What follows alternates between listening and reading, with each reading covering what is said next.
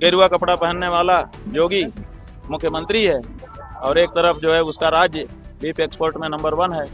दोनों चीजें मैचिंग नहीं है, मिस मैच है, लेकिन बड़ी अच्छे से मैचिंग चल रही है 9 साल से। कपड़ा जो है वो अलग पहना जा रहा है, वो काम अलग किया जा रहा है, इसी को ढोंग कहते हैं। और तब से 9 साल बीत गया, अब कहते हैं घोषणा करने की जरूरत नहीं है। ये कैसा दोहरा चरित्र है? ऐसा चरित्र तो किसी भी व्यक्ति का नहीं होना चाहिए, तो गेरुआ कपड़े पहनने वाले का तो कल्पना भी नहीं की जा सकती। जो गौ मांस का घोषित रूप से विक्रेता है, उसका उद्घाटन करने के लिए गेरुआ कपड़ा पहन करके जाते हैं। गेरुआ कपड़ा ले जा रहा है जी, गेरुआ कपड़ा की मर्यादा इस समय नष्ट हो रही है। और ये मुगलों से गए बीते वाजपेयी संगी, इनके राज में गौ मांस के निर्यात में भारत सबसे बड़ा देश हो रहा है। जो देश विश्वगुरु था वो आज विश्व का सबसे बड़ा कसाई सिद्ध हो रहा है। डिप्टी सीएम जो केशव मौर्य हैं, जब प्रयाग में घटना हुई थी तब भी उन्होंने अच्छा वक्तव्य दिया था। इससे पता चलता है कि उनके मन में तो भाव है, लेकिन वो मजबूर हैं। मुख्यमंत्री के आगे केवल बोल पाते हैं, इससे ज्यादा कुछ कर नहीं पाते।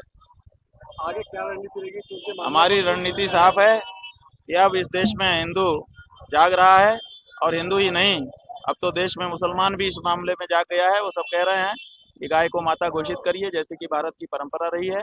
और अब वही व्यक्ति सत्ता में आएगा जो गाय को माता कहने में गर्व का अनुभव करेगा। और जो लोग गाय को माता कहने में हिचक रहे हैं, जिनकी जीभ लड़खड़ा रही है, अब उन लोगों को विराम लेना पड़ेगा। सरकार कह रही है कि अब हमारे लिए वो लोग डीजल पेट्रोल हो गए, हम नहीं खरीदेंगे उनको। सरकार कह रही है कि गौ माता घोषित करने की जरूरत क्या है? पहले से गौ माता है।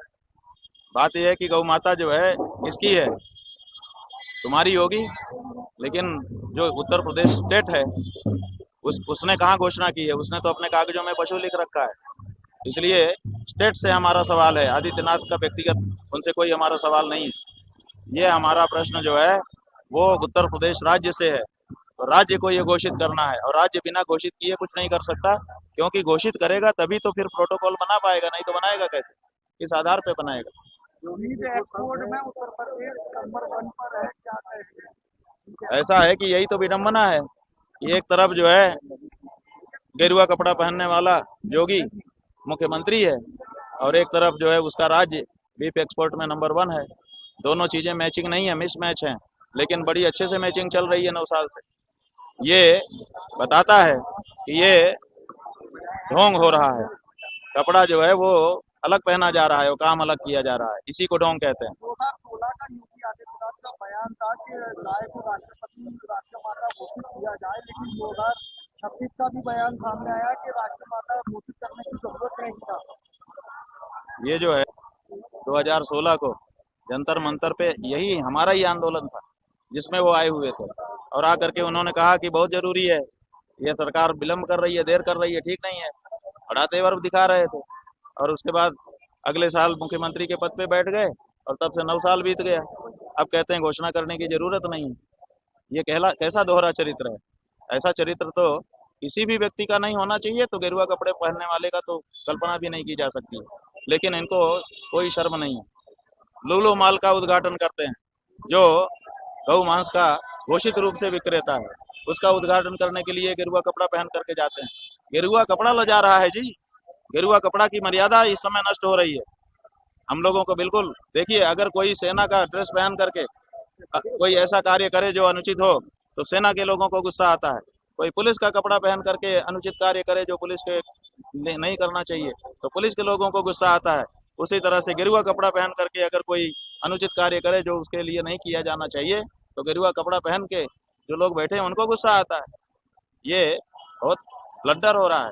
गाय को राष्ट्रमाता बनाने के लिए भी यहाँ आने से ठीक पहले 15 मिनट पहले मुस्लिम समाज के लोग यहाँ पर आए थे और उन्होंने लिखित रूप से हमको कहा, पत्र दिया, और उसमें बहुत अच्छी भाषा भी उन्होंने लिखी है। उन्होंने कहा कि गौ माता को आप राष्ट्रमाता घोषित करिए, हम आपके साथ हैं। और हमको मौखिक रूप से भी उन्होंने कहा कि जहाँ भी जरूरत हो हमको बुलाइए, हम आप हिंदुओं की मांग के साथ हैं। आप समझिए कि जब मुस्लिम भी गाय को माता कहने में नहीं हिचक रहा है, ऐसे समय में ये वाजपेयी, ये संघी हिंदू, ये हिचक रहे हैं, इसका मतलब मुस्लिमों से भी गए बीते हैं। महाराज जी, आपने भी कुछ कहा था कि मुगलों के जमाने में भी वो कभी नहीं होती थी। अरे भाई, अकबर यहीं से तो फरमान जारी किया था, आपके आगरा से ही। उसने क्या कहा था? फतेहपुर सीकरी या आगरा जो भी रहा हो, उसने यही तो कहा था कि हमारे क्षेत्र में, हमारे राज्य में गौ कोई ना करे। तो उन्होंने फरमान जारी कर दिया था कि गौ ना हो। और ये मुगलों से गए भी थे वाजपेयी संगी। इनके राज में गौ मांस के निर्यात में भारत सबसे बड़ा देश हो रहा है। जो देश विश्वगुरु था वो आज विश्व का सबसे बड़ा कसाई सिद्ध हो रहा है। ये क्या हो रहा है?